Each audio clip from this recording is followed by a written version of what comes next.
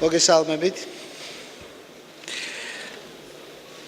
ჩემთვის დიდი პატივია დღეს ვუმასპინძლო საფრანგეთის პრეზიდენტს. ეს არის პირველი ვიზიტი ევროპელი პრეზიდენტისა საქართველოში, რომელიც ჩემი პრეზიდენტობის დროს ხორციელდება და უაღრესად სასიამოვნოა, რომ ეს არის სწორედ საფრანგეთის რესპუბლიკის პრეზიდენტი. ამავე დროს ეს არის უაღრესად დროული ვიზიტი, რომელიც უაღრესად მნიშვნელოვანია სწორედ ამ პერიოდში, როდესაც ფიქსირდება ევროპელი ლიდერების მხრიდან საქართველოს მიმართ მხარდაჭერა და ეს მხარდაჭერა ფიქსირდება უმაღლეს დონეზე.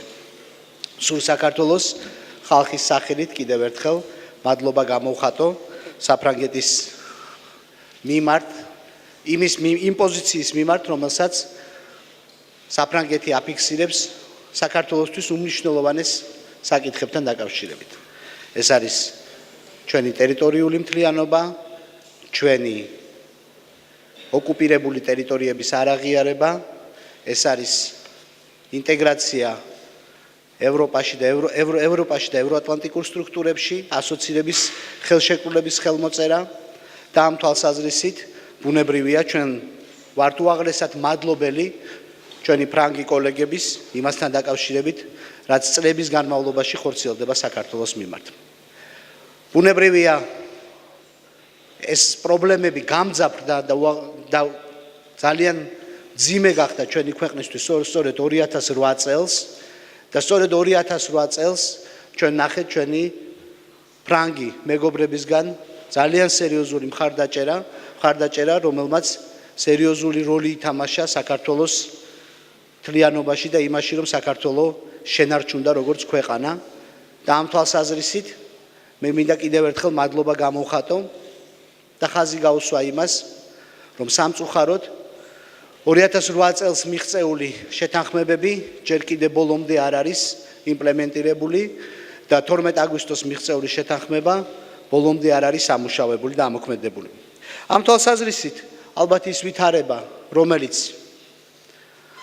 განხორციელდა და გათამაშდა უკვე 2014 წელს უკრაინაში, არის გამეორება იმ პოლიტიკის, რომელიც 2008 წელს დაიწყო ჩვენ ქვეყანაში. პრივილეგირებული ინტერესების სფეროები, ეს ის პოლიტიკაა, რომელსაც სამწუხაროდ რუსეთის ფედერაცია ახორციელებს და საქართველო იყო ერთ-ერთი პირველი მსხვერპლი ამ პროცესის. ჩვენ გვჯერა და ვდგევართ ჩვენს მეგობრებთან ერთად იმასთან დაკავშირებით, რომ ეს პოლიტიკა არ იქნება და არ გაგრძელდება და არ გაღმავდება. ჩვენი საუბრისას ჩვენ დაუთმეთ ჩვენი შეხვედრა აგრეთვე თანამშრომლობას ევროკავშირთან. უაღრესად მნიშვნელოვანია ის ხელშეკრულება, რომელსაც ჩვენ უკვე ძალიან მალე, რამდენიმე კვირაში მოვაწერთ ხელს, ეს ხელშეკრულება უქმნის ახალ შესაძლებლობებს, როგორც ჩვენს ინტეგრაციას ევროპულ სივრცეში, ასევე ბიზნეს პროექტებს, ასევე ჩვენი ხალხების დაახლოებას და მე მადლიერებით მინდა გამოვხატო, რომ ის, რასაც ჩვენ ფრანგებთან ვახორციელებდით, მომავალშიც ამ მიმართულებით თანამშრომლობას განვახორციელებთ როგორც განათლების, ასევე ეკონომიკის, ასევე კულტურის სფეროებში. ასევე ჩვენ შევეხეთ იმ სამიტს, რომელიც ჩატარდა სულ რამდენიმე დღის წინ აქ საქართველოში, ამ სამიტზე ჩვენ შევეხეთ უმნიშვნელოვანეს პროექტებს, როგორც რეგიონისთვის, ასევე საქართველოსთვის და ასევე ევროპისთვის, იმიტომ რომ ის ენერგოუსაფრთხოების პროექტები, რომლებსაც ჩვენ განვახორციელებთ კასპიისა და შავი ზღვის დაკავშირებით, კასპიისა და შავი ზღვის და ხმელთაშუა ზღვის დაკავშირებით არის მნიშვნელოვანი არა მხოლოდ რეგიონისთვის, არა მხოლოდ საქართველოსთვის, არამედ რეალურად მთელი ევროპისთვის.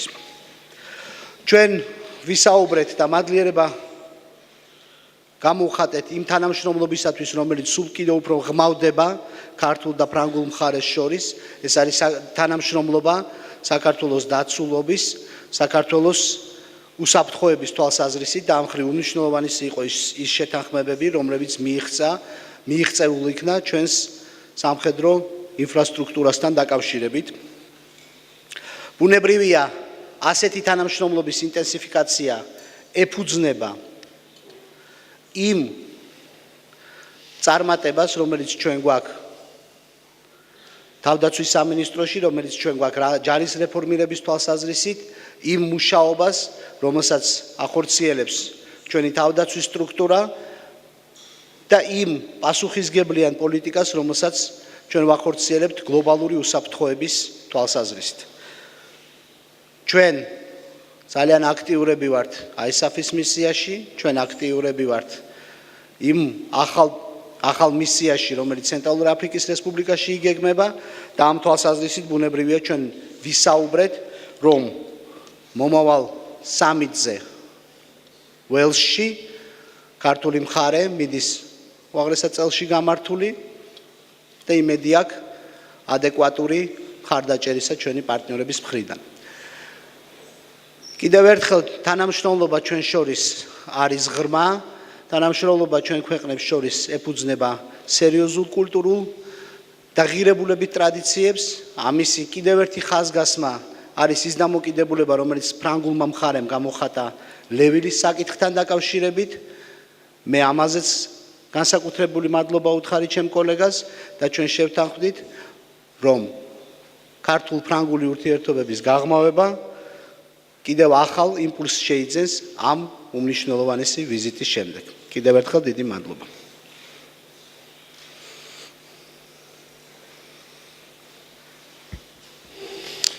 Monsieur le Président, Mesdames, Messieurs, ქალბატონებო და ბატონებო, ჩემი ვიზიტი საქართველოში მხოლოდ ერთ მიზანს ისახავს. le soutien de la France გამოვხატო საფრანგეთის მხარდაჭერა თქვენი ქვეყნისადმი. à l'intégrité მხარი დაუჭიროთ თქვენი ქვეყნის სუვერენიტეტს და ტერიტორიულ მთლიანობას. მხარი დაუჭიროთ ასოცირების ხელშეკრულებას ევროკავშირსა და საქართველოს შორის. მხარი დავუჭიროთ საქართველოს ეკონომიკურ განვითარებას. depuis déjà plusieurs mois. უკვე რამოდენიმე თვეა შესაძლებლობა მომეცა პირდაპირ გავსაუბრებოდი საქართველოს ხელისუფლების წარმომადგენლებს ბატონ პრეზიდენტთან მაგალითად ეს იყო ვილნიუსის სამიტზე ასევე შევხვდი ბატონ პრემიერ-მინისტრს რომელიც ბირთვული უსაფრთხოების ჰააგის სამიტზე ნახე და გავესაუბრე Ici en Géorgie, ce que j'avais dit და სწორედ მე გავიმეორებ იმას, რაც უკვე ქვეყნის ხელისუფლებას და ხელმძღვანელებს მოვახსენე, საქართველოს ტერიტორიალური მთლიანობა, რომელიც სამწუხაროდ დღესდღეობით არ არის დაცული და არ არის აღდგენილი საქართველოს მთლიანობა და სამწუხაროდ ეს პრობლემა კვლავ არსებობს საერთაშორისო თანამეგობრობისთვისაც ბატონმა პრეზიდენტმა როგორც აღნიშნა 2008 წლის ხელშეკრულება ცეცხლის შეწყვეტის შესახებ ბოლომდე არ სრულდება. ეხლა რაც შეეხება ასოცირების ხელშეკრულებას, მას ხელი მოეწერება ივნისში და რომელიც სრულიად უნდა განხორციელდეს რეალურად, ეს არის ძალიან მნიშვნელოვანი ხელშეკრულება. ერთის მხრივ პოლიტიკური თვალსაზრისით, რომელიც მოწმობს საქართველოს მისწრაფებას იყოს ევროპული ოჯახის წევრი. მეორეს მხრივ მას გააჩნია ეკონომიკური მნიშვნელობა, ვინაიდან საქართველო მიიღებს არა მხოლოდ ტექნიკურ და ფინანსურ დამხმარებას ევროპისგან, ასევე მას ექნება საშუალება გავიდეს ევროპულ ბაზარზე.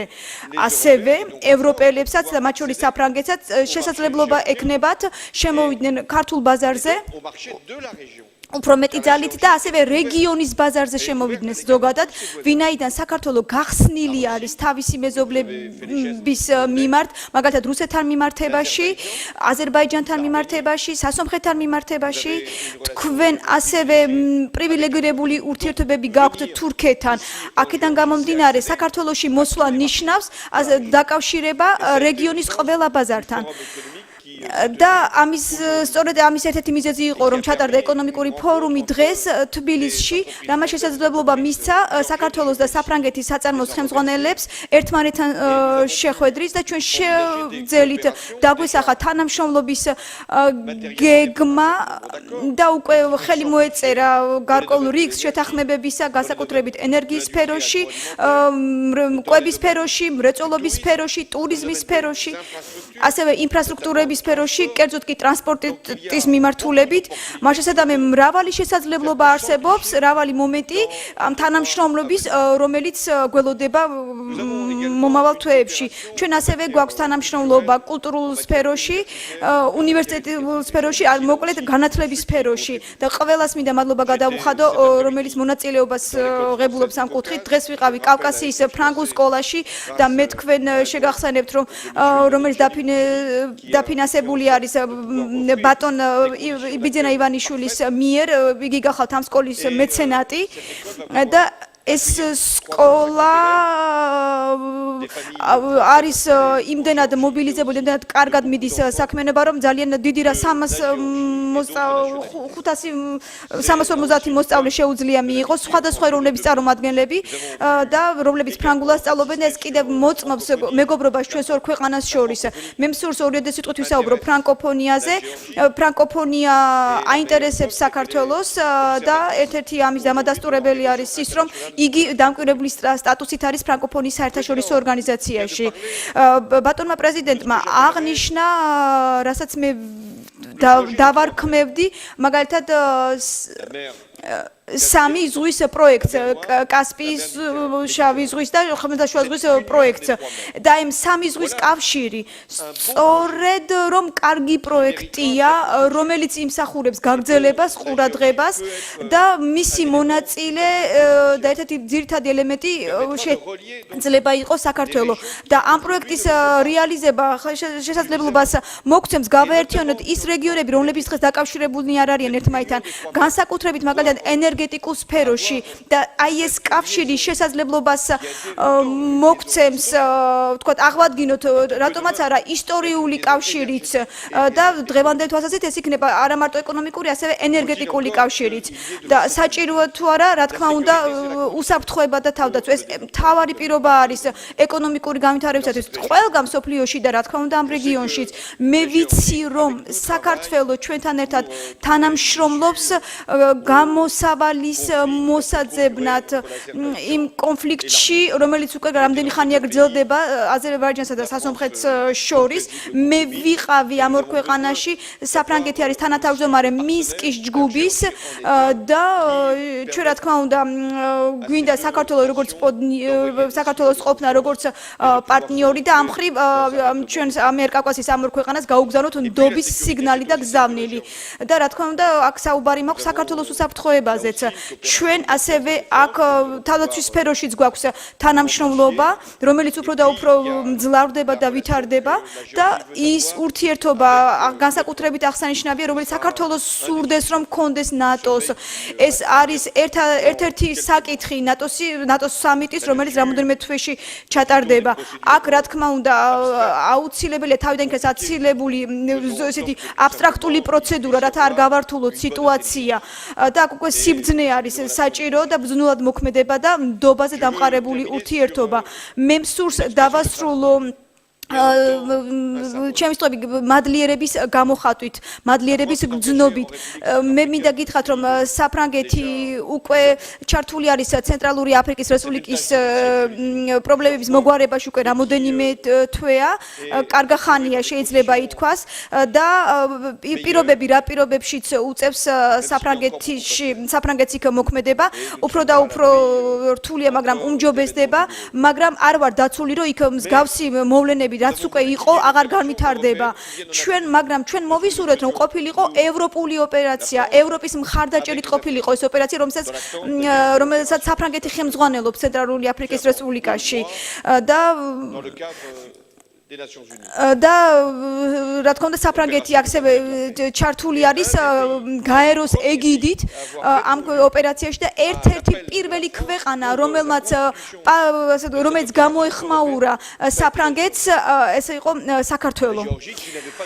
საქართველო რომელსაც არ გააჩნია აფრიკული ტრადიცია ყოველ შემთხვევაში ამდენად შეთვის ცნობილია და რომელმაც გაიგო რომ ეს ერთ-ერთი უსაფრთხოებისთვის ეს ერთ-ერთი მთავარი მიზანი იყო და მან თანხმობა განაცხადა, რომ გაეგზავნა კონტინგენტი პრეზიდენტი ქართველი ჯარისკაცების, რომლებიც მე ვნახე დღეს პრეზიდენტის სასახლის ეზოში და რომლებიც ადგილზე ჩავლენ უკვე ივნისის თვეში. ივნისის თვე, რომელშიც ასევე შედგება ასოცირებული ხელშეკრულების ხელმოწერა ევროკავშირსა და საქართველოს შორის და მე მსურს დავუახლოვო ეს ორი ფაქტი, ეს ორი მოვლენა. ერთის მხრივ ამ ხელშეკრულების ხელმოწერა და მეორეს მხრივ თქვენი მხარდაჭერა. აი, ქალბატონებო და ბატონებო, რისი თქმაც მე მსურდა საფრანგეთის სახელით, თქვენ შეგიძლიათ ყოველთვის იქონიოთ ჩვენი იმედი. ჩვენ თქვენს გვერდით ვართ.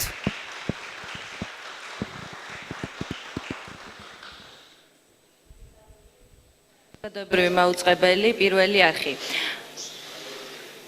მოგესალმებით, საზოგადოებრივი მაუწყებელი პირველი არხი. თქვენ საუბრობდით საქართველოს მნიშვნელობაზე. საქართველო არის რეგიონში მნიშვნელოვანი სატრანზიტო ქვეყანა ევროპისთვის დამატებითი ენერგორესურსების მიწოდების თვალსაზრისით. თქვენ დღეს გამოსვლის დროსაც თქვით, რომ ეს არის საქართველოს კოზირიც და შანსიც. სწორედ აქედან გამომდინარე, მაინტერესებს, რამდენად მნიშვნელოვანია საფრანგეთისთვის ერთის მხრივ, რადგან დღეს ჩვენი სტუმარი ბრძანდებით და ასევე ზოგადად ევროკავშირის ყველა სახელმწიფოსთვის საქართველოს უსაფრთხოება. ეს უსაფრთხოების გარანტიები როგორ გესახებათ, ვინაიდან ეს ფუნქცია რომ შეასრულოს საქართველოს სჭირდება უსაფრთხოების გარანტიები.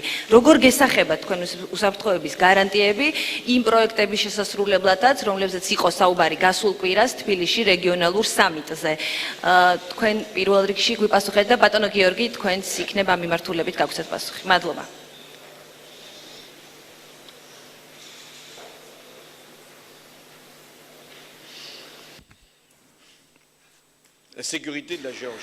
საქართველოს უსაფრთხოება, რასაკვირველია უპირველესად საქართველოსთვის არის უმნიშვნელოვანესი, რომ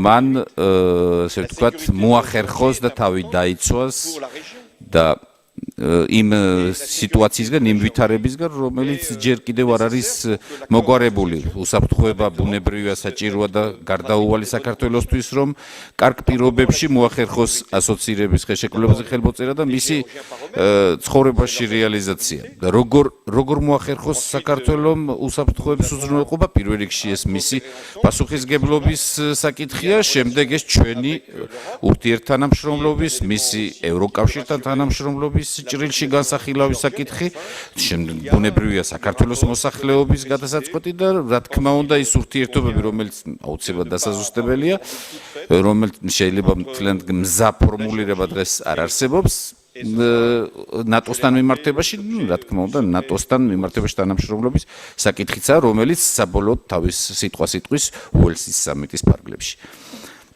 დიდი მადლობა შეკითხვისთვის. ეს პროცესი, რომელზეც დღეს ჩვენ ვისაუბრეთ ჩვენ ფრანგ კოლეგასთან, გამოძახილი არის იმ პროექტებისა და იმ პროცესისა, რომლის მთავარი მოვლენაც იყო სულ რამდენიმე დღის წინ აქ სამიტის სახით, სადაც სწორედ ჩვენ ამ ენერგეტიკულ პროექტებზე ვისაუბრეთ. მე მინდა ხაზი გაუსვა იმას, რომ თანამშრომლობა კავკასიის რეგიონში ენერგეტიკულ პროექტებთან მიმართებაში, თანამშრომლობა სატრანსპორტო ინფრასტრუქტურასთან მიმართებაში არის მნიშვნელოვანი არა მხოლოდ კავკასიის რეგიონის ქვეყნებისთვის, არამედ სულ უფრო ფართოვდება როგორც აზიის, ასევე ევროპის მიმართულებით. ჩვენი სამიტის მიზანიც სწორედ ის იყო, რომ გვესაუბრა ამ არსებული პროექტების გაფართოებაზე და გაშლაზე, როგორც აზიის მიმართულებით, ასევე ევროპის მიმართულებით. ჩვენ ნათლად ხედავთ, რომ ჩვენი ევროპელი კოლეგები ინტერესდებიან იმ პოტენციალით, რომელსაც ეს პროექტები უქმნის ევროპას. ევროპის ენერგოუსაფრთხოება და აგრეთვე ჩვენი პარტნიორების აქტიური ჩართულობა კასპიის ზღვის რეგიონში ქმნის იმ შესაძლებლობებს, რომელსაც თავისთავად ასევე მოაქვს უსაფრთხოების მეტი გარანტიები, იმიტომ რომ სულ უფრო მეტი ქვეყნები ხდებიან დაინტერესებული, ხდებიან მონაწილე ამ პროექტების და ბუნებრივია ჩვენი პოლიტიკა, რომელიც მიმართულია სწორედ რომ მოკავშირეების, მეგობრების მოძიებაზე ამ თვალსაზრისით უფრო ეფექტურ რელსებზე გადადის. ამის გარდა მე უკვე მოგახსენეთ და კიდევ ერთხელ მინდა ხაზი გაუსვა, რომ საქართველოს აჩვენა თავის თავი, როგორც ერთ-ერთი ყველაზე პასუხისმგებლიანი მოთამაშემ გლობალური უსაფრთხოების მიმართებაში. გამომდინარე ჩვენი ქვეყნის მასშტაბებიდან, შესაძლებლობებიდან, ჩვენ ვართ ქვეყანა, რომელიც აქტიური არის როგორც ISAF-ის მისიაში, ასევე უაღრესად აქტიური არის სხვა პროექტებშიც. აფრიკის ცენტრალურ რესპუბლიკაში ჩვენი მონაწილეობაც ამას კიდევ ერთხელ ხაზს უსვავს, რომ ჩვენ ვართ პასუხისმგებლიანი მოთამაშე. ჩვენი სამხედრო ძალები ვითარდება და სულ უფრო ახლოს მოდის ნატოს სტანდარტებთან, ესეც ძალიან მნიშვნელოვანია ჩვენ ამ პროცესში ინტეგრაციის თვალსაზრისით და ყველაფერი ეს კომპლექსურად თავარზე დაყრდნობით, იმ ინტერესებზე დაყრდნობით, რომელიც გააჩნია ქართულ საზოგადოებას, ქართულ ხალხს და იმ ზაობაზე დაყრდნობით, რომელიც ჩვენ ყველას გვაქვს ჩვენი ქვეყნის სუვერენიტეტისა და დამოუკიდებლობის დაცვის თვალსაზრისით, აი ეს ყველაფერი ერთობლივად ქმნის იმ მხარდაჭერას, იმ გარანტიებს, რომელიც ჩვენ გვაქვს ამასთან მიმართებაში. ანუ ეს არის ჩვენი თავდაცვის სტრუქტურების გაძლიერება, ეს არის ჩვენი პოლიტიკური კონსოლიდაცია ჩვენი ქვეყნის არჩევანის დასაცავად და ამავე დროს ეს არის მეტი მეგობრის მონახვა, როგორც რეგიონში, ასევე რეგიონის გარეთ. ეს მეტი მეგობრები მოინახება არა მხოლოდ ასე ვთქვათ პიროვნული მხარდაჭერით, არამედ იმ საინტერესო ეკონომიკური პროექტებით, რომელსაც ჩვენ ვანვითარებთ. მადლობთ. Merci. Elisabeth Pinault de l'agence Reuters. C'est une question pour le président. Elizabeth საფრანგეთის სააგენტოდან საფრანგეთის პრეზიდენტის მიმართ ვსვამ ამ კითხვას 2008 წელს პირადად ნიკოლა სარკოზის მოუწია პუტინის პირისპირ საქართველოს საკითხების დაყენება. ეხლა ხომ არ ფიქრობთ, რომ ამჟამად უკრაინაში იგივე ვითარებაში მას შემდეგ საფრანგეთი იგივე სიმკაცრით, იგივე პირდაპირობით არ სვავს საკითხს რუსეთის მიმართ. La presse française საფრანგეთის პრესას ბატონო პრეზიდენტო ბევრი ღირსება გააჩნია. ისე ახერხებენ, რომ ერთი კითხვის ფარგლებში მრავალ კითხვას სვამენ და ეს კითხვები ყველა ერთმანეთთან კავშირშია. 2008 წელს საფრანგეთი ევროკავშირის თავმჯდომარე ქვეყანა იყო და მან ყველაფერი გააკეთა, რომ შეთანხმება ყოფილიყო მიღწეული და გაჩერებული იყო ომი. მაგრამ ვნახეთ რომ ოკუპაციას მაინც აქვს ადგილი, ოკუპირებული მაინც არის ტერიტორიები და რა თქმა უნდა ეს მისაღწევი მიზანია ისევ რომ აღდგეს საქართველოს ტერიტორიული მთლიანობა და ამ შეთანხმებამ რეალურად სრულად ასახვა ვერ პოვა და ვერ განხორციელდა სრულად. ეხლა რაც შეეხება უკრაინას, ჩვენ ვართ ისეთ სიტუაციაში, როდესაც რუსეთი თulis რომ შეუძლია გამოიყენოს და ყველა დესტაბილიზაციის ყველა საშუალება რათა მიიღოს ტერიტორიული სარგებელი და სწორედ აი ამას გმობთ და დაუგმეთ ჩვენ ევროკავშირმა სოლიდარობა გამოუცხადა ამ ქვეყანას და დაგმო რუსეთის ეს პოზიცია და ასევე საერთაშორისო თანამეგობრობამაც დაგმო რუსეთის ეს ქმედება მცირე რაოდენობა იმ ქვეყნისა რომელმაც არ გაიზიარა ეს პოზიცია საერთაშორისო თანამეგობრობის რა თქმა უნდა ჩვენ დღეს ყველანი მობილიზებული ვართ იმისათვის რომ რაც არ უნდა მოხდეს ჩატარდეს 25 მაისის არჩევნები რომ მოიტანოს გარკვეული შედეგი რომ შენარჩუნებული იქნეს კანონიერება უკრაინაში რომ უკრაინას ყავდეს არჩეული პრეზიდენტი რომელიცაც ექნება დიალოგის წარმართვის უნარი ამავე დროს ექნება შესაძლებლობა და რომ მოახდინოს კონსტიტუციის რეფორმა ჩვენ შეიძლება ითქვას რომ კაცრი პოზიცია უნდა გქონდეს აუცილებლად კაცრი პოზიცია უნდა გქონდეს თუმცა მიმართებაში თქვენ ნახეთ რომ სანქციების თვალსაზრისით დონეები იქნა შემუშავებული il n'y avait pas le dialogue nécessaire მაგალითად სანქციები უფრო და უფრო გამკაცრდება თუ მაგალითად არჩევნები არ შედგება ან რაიმე დესტაბილიზაციას კიდევ ექნება ადგილი ევროკავშირი აქ არის ევროპარლამენტი აქ არის მოკლედ ვიცით რომ 25-ში არის არჩევნები 25 მაისს რას ემსახურება ეს არჩევნები იმისათვის რომ გაძლიერდეს და მიეცეს ძალაუფლება მათ რომლებსაც მიენიჭებათ მოქმედების უფლება რომლებიც ვიცი დამატებით და უფრო ღრმად მიიღებენ მონაწილეობას ამ მისიაში, რათა უზრუნველყონ უსაფრთხოება. ეს არის მთავარი მიზანი ევროპული უსაფრთხოების პოლიტიკის და საფრანგეთიც რა თქმა უნდა სრულიად ჩართული არის ამ პროცესში. მაგალითად, რა შეგვიძლია გავაკეთოთ უსაფრთხოებისთვის, აი ეს კითხვა ისმის დღეს და ასევე ენერგეტიკული დამოუკიდებლობისათვის, რომლის თაობაზეც ჩვენ ვისაუბრეთ, იმისათვის რომ გამრავლდეს, მრავალი წყარო არსებობდეს ენერგორესურსების, მოკლედ მომზადება არის ამისთვის საჭირო, უნდა მოусმინოთ ერთმანეთს, უნდა მოვამზადოთ ჩვენი ენერგეტიკული პროექტი, ჩვენი უსაფრთხოების პროექტი, უკრაინასთან მიმართებაში ისე ვიძახი 25 მაისის არჩევნები ძალიან მნიშვნელოვანი არჩევნებია, არა მარტო უკრაინისთვის, ასევე ევროპისთვის. შეიძლება ითქვას, რომ ეს სავსებით და სრულიად 100%-ით ევროპული არჩევნებია. მინდა უკრაინის საკითხს შევეხო. En ce qui concerne la question ასევე რადგან კითხვა იყო დასმული, ხაზგასასმელია ის, რომ საქართველოს სრულად უჭერს მხარს უკრაინის სუვერენიტეტს, ტერიტორიულ მთლიანობას და რაც თავარია უახლოეს პოლიტიკურ მიზანს, როგორც აღნიშნა პრეზიდენტმა, რომელიც სიტუაციის დარეგულირებისკენ არის მიმართული.